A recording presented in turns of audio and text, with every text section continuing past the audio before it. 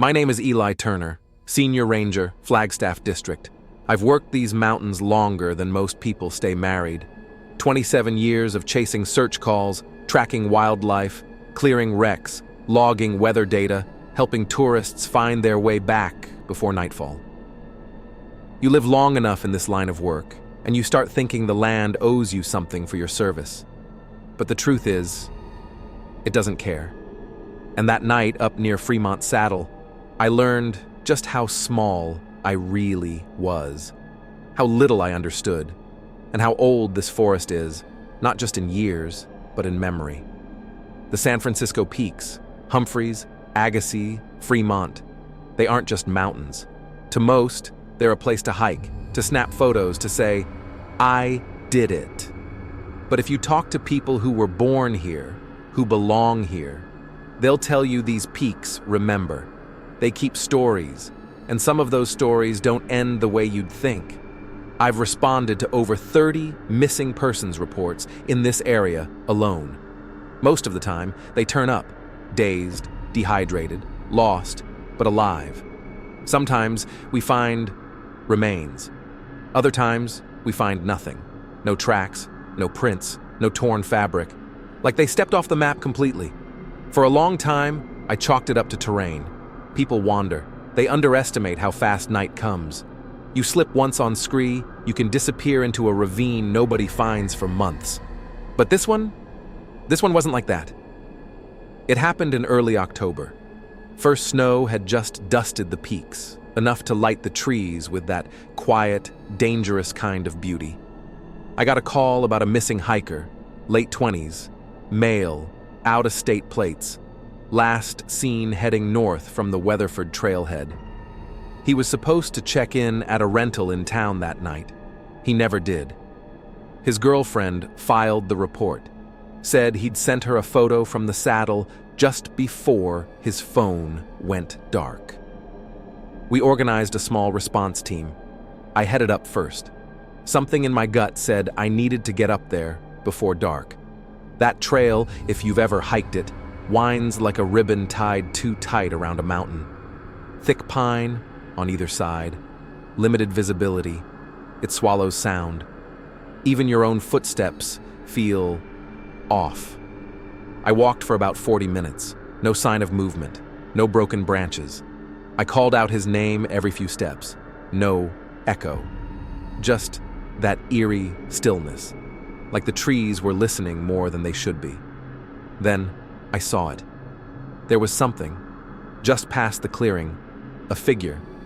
It looked like a man, but something in the way it stood made my skin crawl. It was wrong. The proportions, off. The shoulders too narrow. The head angled like it hadn't learned how to balance it properly. I called out. No answer. I stepped forward. And in the time it takes to blink, it was gone. Not moved. Gone. I heard a branch snap to my left. Spun. Nothing. And then, just beneath the wind, I heard something I've never been able to explain. It was his voice, the missing hiker, calling for help. But it was wrong. Same pitch, over and over, like a recording stuck on a loop. I froze. Every instinct in me screamed to back away, to leave. I should have listened, but I didn't. I stepped forward, just 3 feet. That's all. And then I saw something I can't explain. Right where the man had been standing. There was no snow, no needles, no leaves, just bare ground, and in the center, a single footprint, bare, human, facing into the woods. And beside it, nothing. No second print, no trail, just silence. That was the first time I felt the forest watch me, and that's a feeling you don't forget. I radioed for backup, told them I found something strange, didn't know how to say it without sounding insane. By the time the others arrived, the footprint was gone, covered, smoothed over, like it had never been there. They thought I was just rattled, cold, tired. Maybe I had seen a shadow. But that night, I went back to the station and pulled the old incident logs. Started with disappearances going back 5, 10 years. Found 12 cases, almost identical. Same trail, same month, same silence. Then I found a report buried in the archives, filed back in 1962 by another ranger, Henry McAllister.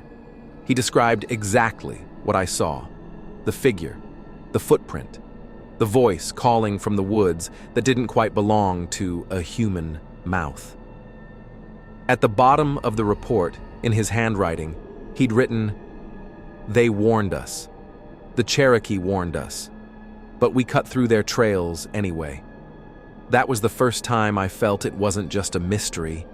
It was a warning, and we ignored it. You're watching MindFuel, where forgotten history isn't forgotten, where silence means something, and where the stories we bring you are not just stories, they're testimonies from those who saw what the rest of us are too scared to face. There's a reason the Cherokee don't walk the high trails after dusk, a reason they tell their children to keep the fire lit at night, and a reason why some who go up into the San Francisco peaks. Don't come back down. Stick around. This is just the beginning. Subscribe if you haven't. Because what we uncovered next, the elders already knew. They'd always known, and they're not surprised at what's been happening. They're surprised we didn't listen. After that night on the trail, I didn't sleep for 3 days. Not because of fear, not at first, but because something shifted. Something cracked open inside me. Every explanation I used to lean on, cold, exhaustion, misidentification, none of them could touch what I saw out there. And when I read Ranger McAllister's 1962 field report, something about the way he ended it kept ringing in my ears. The Cherokee warned us. The thing is, I'd grown up around these parts. I'd heard stories, sure, whispers in town, little things kids would say to each other when the power went out in a storm. But I'd never listened. Not until I made a visit I should have made a long time ago. There's a man, Benaji Tsali, retired now, lives out past Doney Park on sovereign land, elder of the Eastern Band. I'd seen him speak once at a fire circle event for the Forestry Service a few years back. He didn't mince words, didn't dress it up to entertain. When I reached out, he agreed to meet, didn't even ask what I'd seen, just said, "You're coming late, but you're coming honest."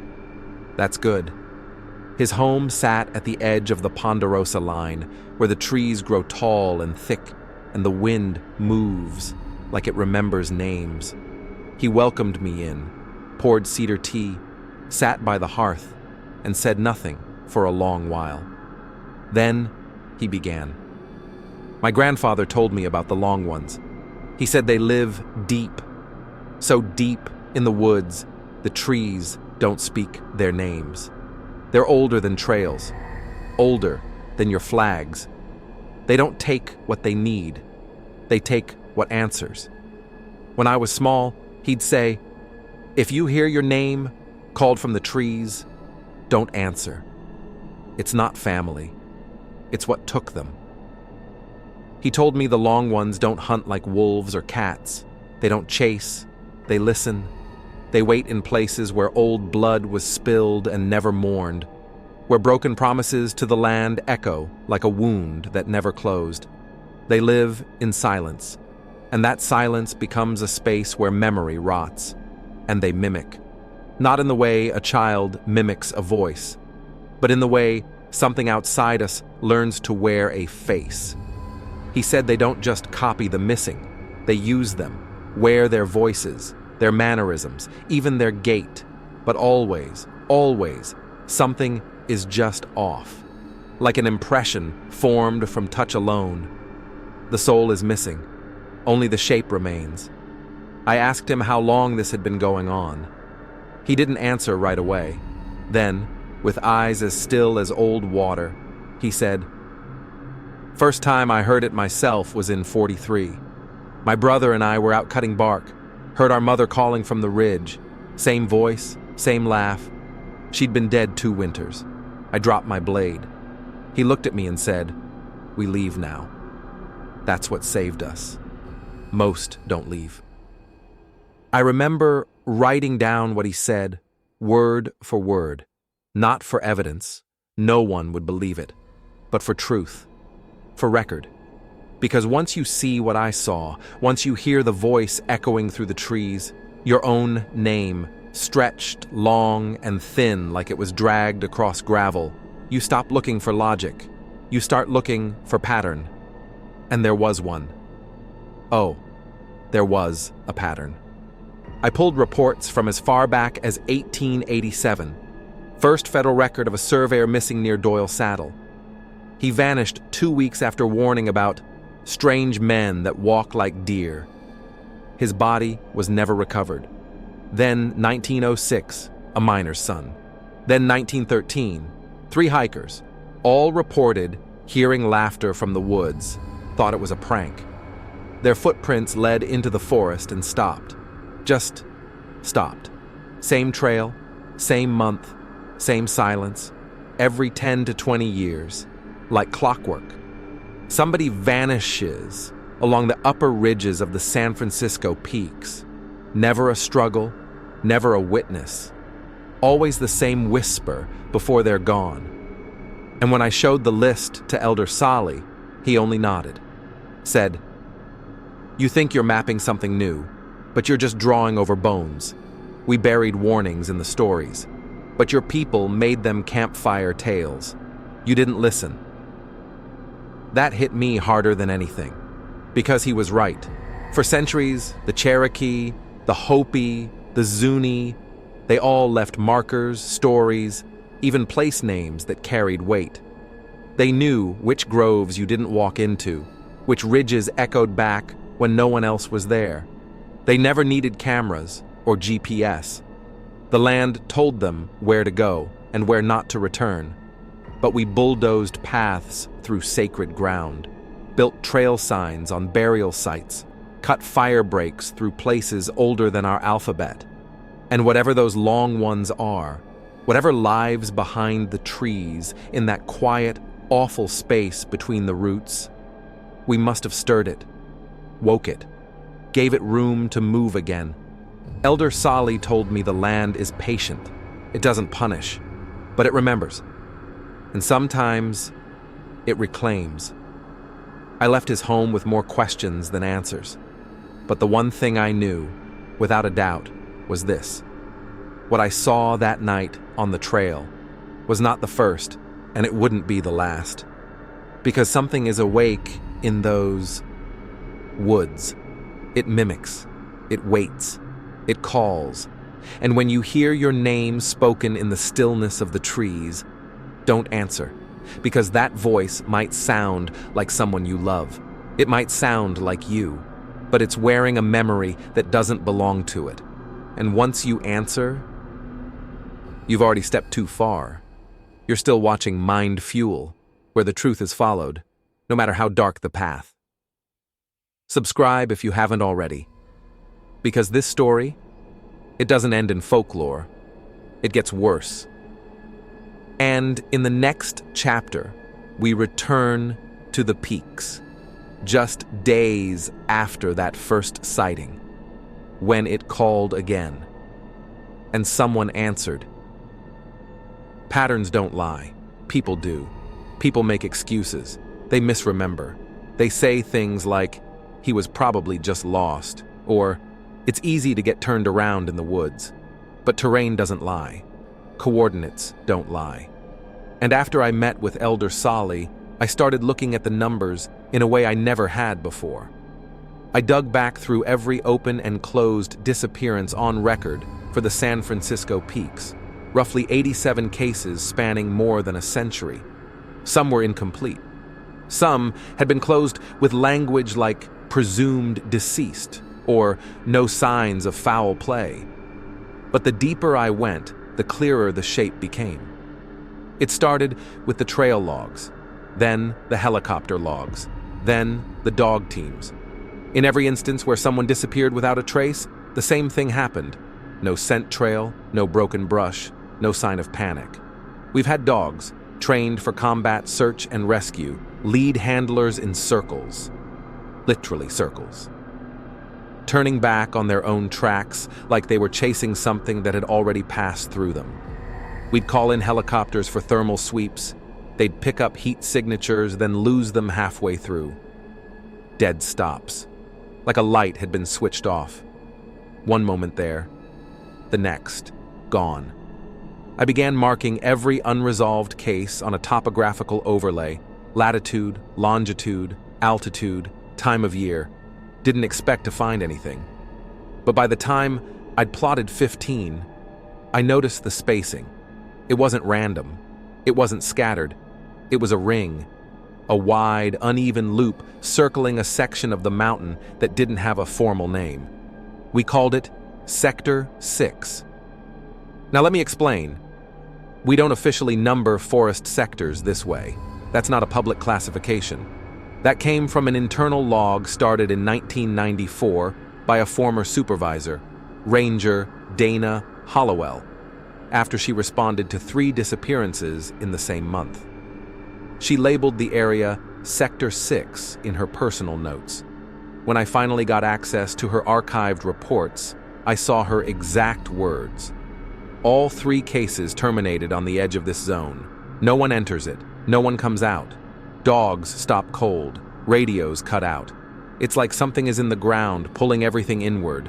I don't want to go back. Ranger Hollowell retired 2 years later. Moved to Maine. Never spoke publicly about Sector 6 again. But her last report, it matched everything I was seeing. We'd been losing people in a ring-shaped pattern for over a century, and no one had ever returned from inside that ring.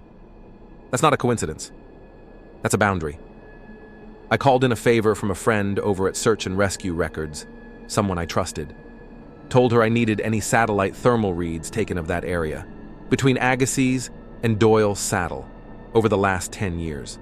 A few days later, she sent me something. She said, "I don't know what to make of this. It's like something warm is buried beneath it. No wildlife registers. Not even birds fly directly over, just a dead zone. But the ground shouldn't be that warm, Eli. Not at that elevation." That was the first time I sat back in my chair and let myself feel afraid. Not uneasy, not disturbed, afraid. Because all this time, we'd been combing trails, calling out names, putting up flyers. But we hadn't been looking at what surrounded the vanishings. We'd been treating them like accidents or tragedies, isolated events. But they weren't isolated. They were part of a shape, a circle. And at the center of that circle, something is waiting. I started reaching out to families, quietly. Ones I knew would be willing to talk. A father who lost his daughter in '89. A brother whose twin vanished on a solo camping trip in 2007. And a woman whose husband walked 50 yards ahead of her on the trail and never crested the hill. Each one described the same thing. Not panic, not chaos, but absence. Like something had been plucked out of the world while the world kept moving. And here's the part that turns my stomach. They all said they heard something right before it happened. A voice. Sometimes calling a name. Sometimes their own. One woman said she heard her husband laugh, except he was already gone. Another said the wind whispered her brother's childhood nickname, the one only she used. It mimics, it calls, it waits. And once you pass the edge of Sector 6, you don't return. There are no rescues there, only silence. I drove out to the border of it last spring. Didn't tell the team, didn't file a field report. I just needed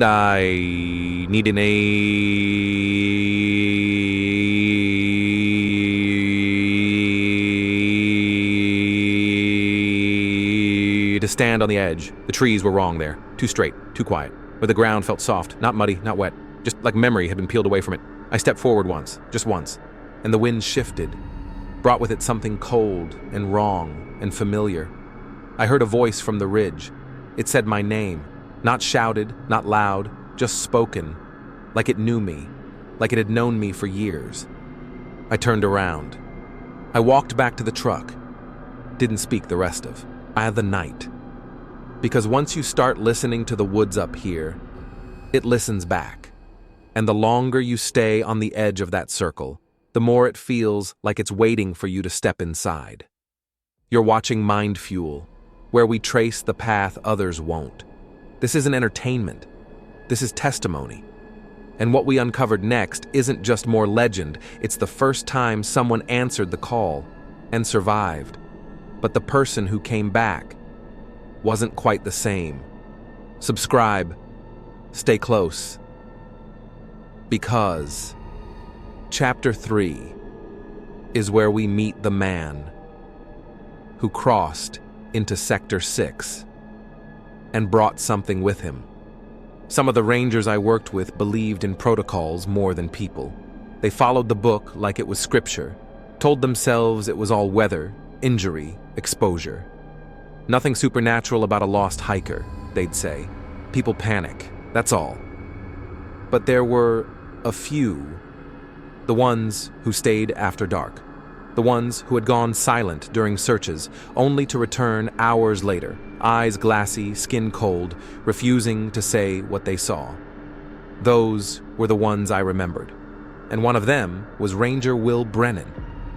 He served almost 30 years with the Forest Service, FLAGSTAFF Division.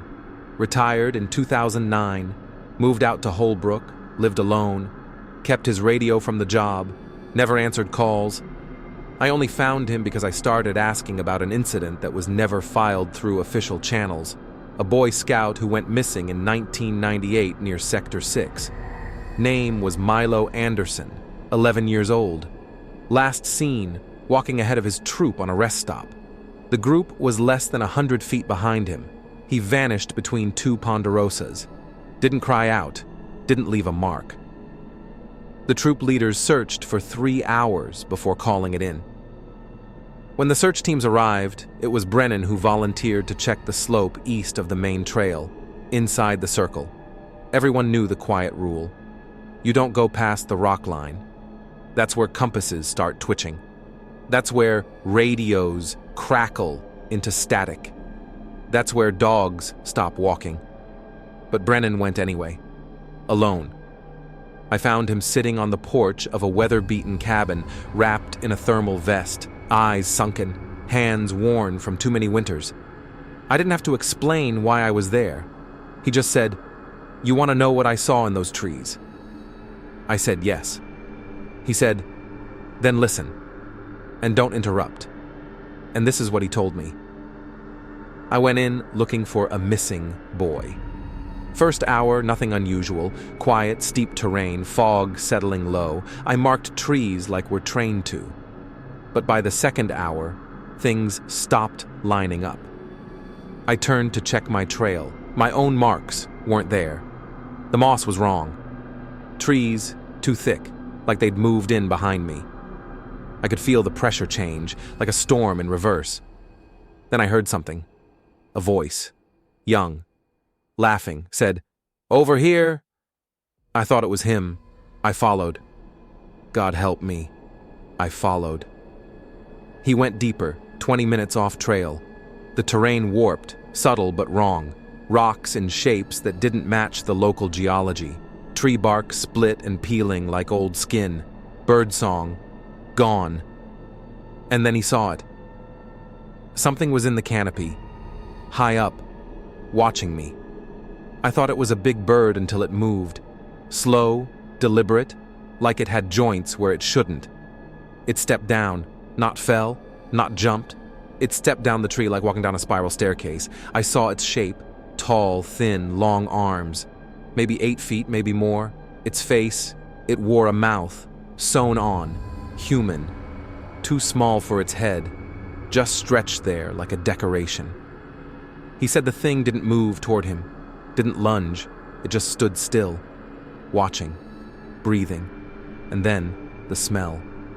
Rot, but wrong, not death, imitation, like something pretending to decay.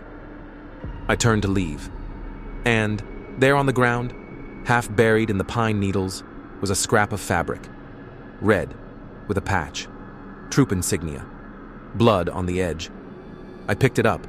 I still have it. But it doesn't smell right. Not like blood, not like sweat. It smells like something acting human. He left the woods after that. Took 3 days to find his way back. Search teams had already given up on him. He never told the service what he saw. He submitted a false field report, said the terrain was unstable and the fog was too thick to proceed. He kept the scrap of fabric, showed it to me. I didn't want to touch it. It looked like uniform cloth, but it felt wrong. Too dry, too clean, and that smell. He said he hears the boy's voice sometimes, still, on windy nights, from the tree line, always laughing, always just out of sight. I asked him why he never went public. He said, because I came back. And I think I wasn't supposed to. Whatever's out there, it let me leave, but it marked me. And if I speak too loud, I think it'll take that permission away. He looked me dead in the eye and added, Eli, if you're still going up that way, you better start writing letters now. That was the last time I saw him. A year later, I heard his cabin burn to the ground. No signs of arson, no signs of him, just ash. And a single item found unburned near the tree line, a scout patch. Same as the one he showed me. No scorch marks, no soot, as if the fire never touched it. You're watching MindFuel, where truth comes from the ones who shouldn't have survived. The circle is tightening, the voices are calling, and someone is going to answer again. In Chapter 4, we uncover the personal journal of one of the missing hikers. It was mailed after they vanished, stamped from a post office that hasn't operated since 1974. Subscribe. Stay with us, because now we know what watches from the trees, and it remembers every name it's ever spoken. Most of the time, they don't come back. That's the rule. We've learned to accept it, the cold finality of the forest. When someone disappears out there, we brace for the ending long before the search is called off. Parents wait by the phone. Teams drag their boots across the same ravines. Chaplains rehearse their condolences. No body, no trace, just absence, just the trees. But then, every once in a while, something happens that shouldn't. Something comes back. That's how it started in October 2022. A man named Devin Harlow, 34 years old, from Chandler, Arizona. Tech contractor, weekend hiker, no criminal history, no known health issues. He'd gone solo camping near Snow Bowl, sent one check-in message around 6:30 p.m. All good, beautiful weather, and then disappeared. His GPS signal went cold near the same outer curve of Sector 6. Search and rescue was deployed within 12 hours. Nothing. No gear, no footprints, no scent. After 9 days, the case was suspended. Devin's family was told the same thing every family is told. He likely got lost, and conditions suggest fatal exposure. The service ends. The world moves on. But 23 days later, Devin walked into his sister's house in Phoenix, wearing the same clothes he'd left in. No scratches, no sunburn, no sign of hunger or dehydration, just walked in through the back door. He didn't speak. He didn't hug anyone. He just stood in the living room and stared at the ceiling fan until someone called his name. And even then, he didn't answer. He smiled. But it wasn't a smile anyone recognized. His family tried everything: hospitals, sleep clinics, psych evaluations. Physically, he was fine, but something was off. He didn't talk. For days, he didn't sleep.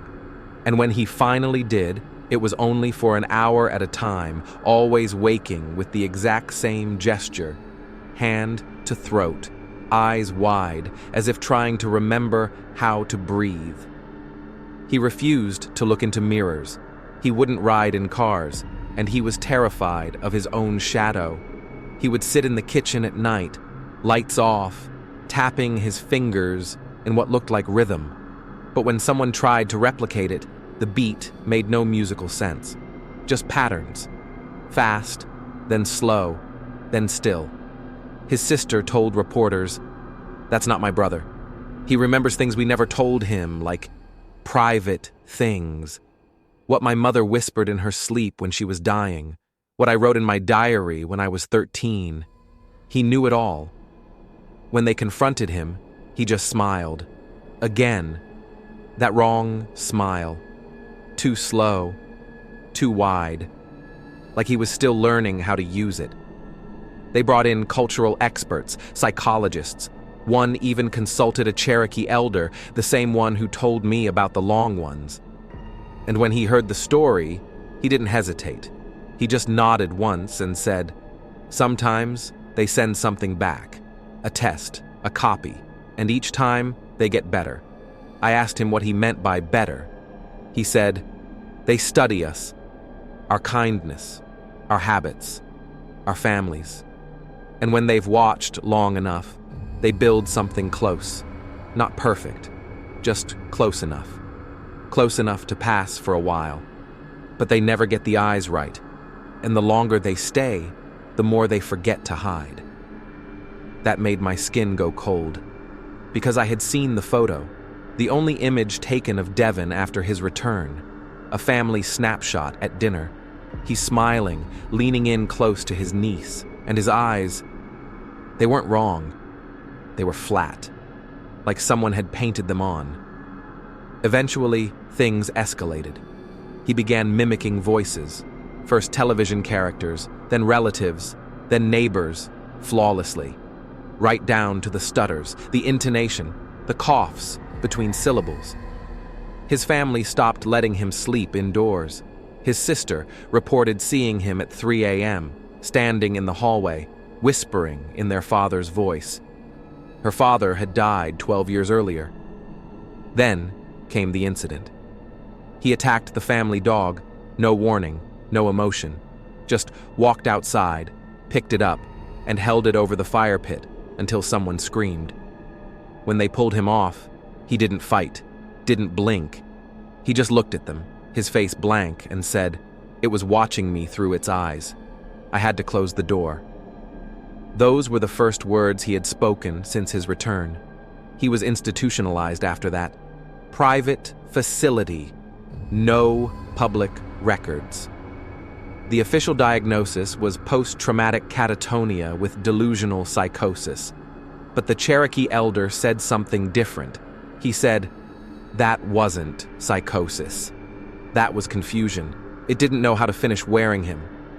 Last I checked, Devin Harlow no longer responds to his name. He only stares into corners. And sometimes, in the exact same rhythm every night, he taps 3 fingers against the floor over and over again. And the doctors can't explain why the motion matches the Morse pattern for one phrase. Let me stay. You're watching MindFuel. And if you've made it this far, you understand. This isn't legend anymore. This isn't backwoods superstition. This is documentation.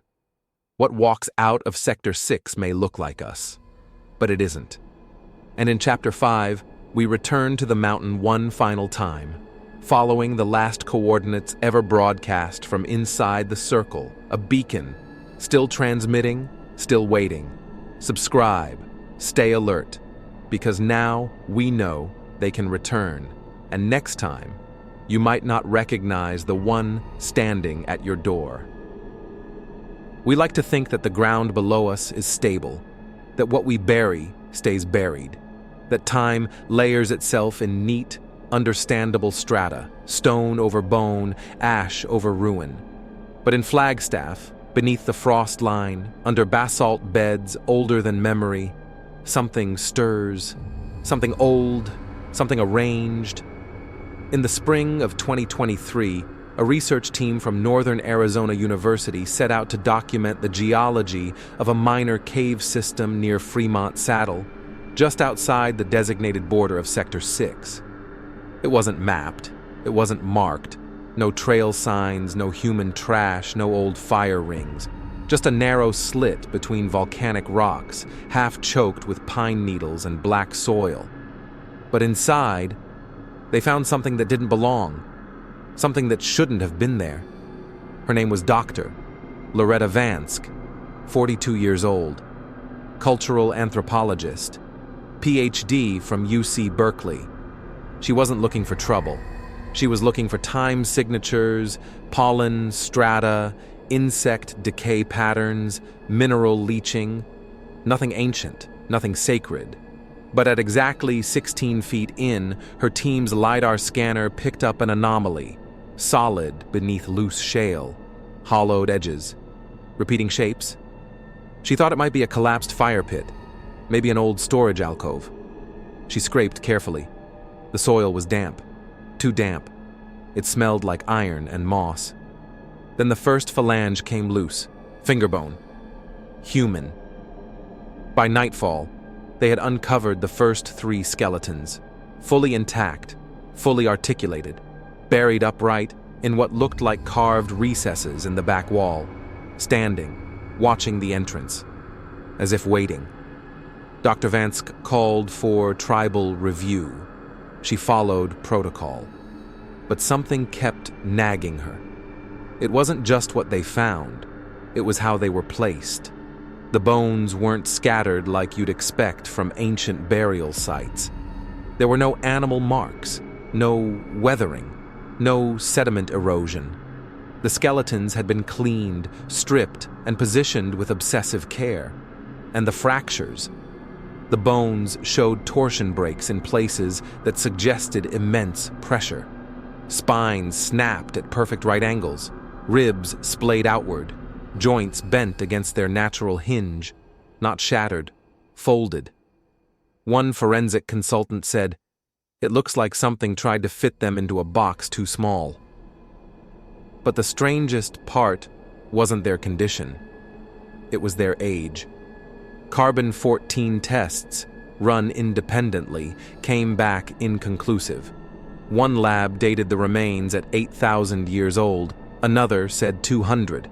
A third refused to submit results at all, citing magnetic contamination. What contaminates carbon? What rewrites time? Dr. Vansk didn't answer when I asked. She just showed me the photos. 17 individuals, all standing, all facing out. No weapons, no clothes, no tools. Only one repeating detail on each skull. A small circular hole at the base of the cranium, delicately bored, just above the spine. Surgical precision, no trauma around the opening, no healing. Whatever made those holes did so after death, or after something like death. And on the floor of the cave, placed neatly beneath one of the sets of bones, something new. A feather, too fresh, too recent. DNA swab said red-tailed hawk, but no bird's nest in that cave. No feathers should survive that depth, that humidity, unless they were left recently. Dr. Vansk filed her findings with the Arizona State Historical Preservation Office. A week later, her cave access was revoked. The site was sealed, and her full report was pulled offline. She was told the bones had been moved for ethical tribal storage and reburial. But I spoke to one of her graduate students, off the record. He said, when the final excavation team arrived, he wasn't allowed to assist. He wasn't even allowed to watch. But he heard the radio chatter between the contractors. One voice, shaking, said, "They're not dry. They're not dry. They're still warm." No one has accessed the cave since. No permits granted. No mention of the site in any public database. It doesn't exist anymore, officially. But the elder I spoke to months later, he knew. I brought it up cautiously. Just a reference. And his answer came like a blade across silence. They don't bury the old ones underground. They bury them standing, so the forest remembers what came first. I asked him what they were. He said, "We do call them, we don't have a name in English, but in our tongue, Mast, it means the ones who left their skin behind." You're watching MindFuel. They want us to believe this story is about missing hikers, but bones don't lie. They only wait to be found. In Chapter 6, the Forest Service shuts down a fire tower after a distress call. from a ranger already declared dead. Subscribe, because we've only scratched the surface, and if they were buried standing, then something expects them to wake up facing the door. The thing about this forest is that it doesn't just hold memory, it feeds on it. Every search team we've ever sent into Sector 6 comes back lighter, not just in bodies, but in something else. Like the woods take from them. We thought we were mapping it, documenting trails, flagging trees. But I know now, we were only being allowed to see what it wanted seen. It decides when you can leave. It decides what you take back. And sometimes, it lets something else leave with you. The cave wasn't on any ranger maps. Hell, it wasn't on the tribal maps either, not even the forbidden ones. It just opened one day, like it was done waiting. We lost Cole that afternoon. No screams, no signs. He was 10 feet ahead of me. One moment there, gone, the next. I waited. I searched. I called for him. But all I heard was my own voice calling back. Pause. They made me log it as environmental disorientation, said I was exhausted, suggested retirement. I took it. But I never stopped watching the peaks, because deep down, I knew Cole wasn't dead. Something took him. Something we woke up. And whatever it is, it's learning how to walk in daylight. It's learning us.